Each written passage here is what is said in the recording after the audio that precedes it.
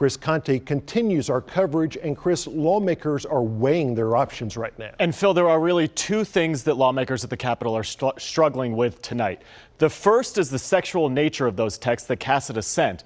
Some lawmakers seem to indicate that they might be able to forgive those, but it was the lying and the apparent attempt at a cover-up that has now lost Glen Casada a lot of his support. Properly moved and properly seconded. Inside the halls of the Capitol today, there was one person noticeably missing. Capital projects 1 through 13, which have the State Building Commission, House Speaker Glen Casada was a no-show. But his noticeable absence did not do much to quiet the voices calling for his resignation. From the evidence we see, and it's uncontradicted at this point, he willfully lied.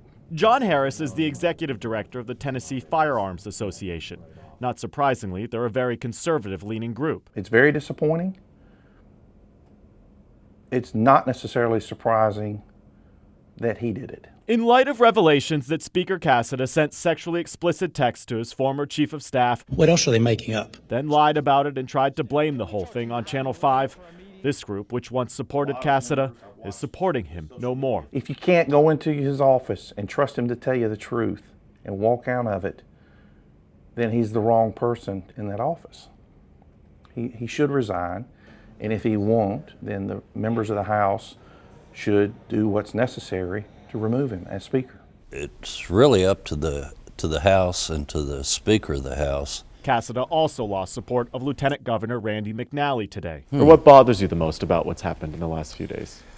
Well, a lot's happened, and there's a lot to be disappointed about, but probably the language and the attitude, I think, is probably what disappointed me the most. McNally oversees the Senate and has no control over whether Casada stays or goes.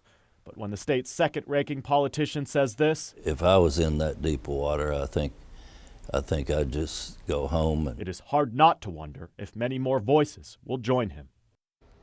Just within the last few minutes, we've learned some Republicans are trying to begin the process to have Speaker Casada removed. Representative Jason Zachary, a Republican from Knoxville, said on Twitter that he is formally requesting for his caucus to meet. He's not calling on Casada to resign, but there is only one way for the House Speaker to be removed. That's in a special session, and that can either be called by the governor or a 2/3 majority petition by House members. Guys?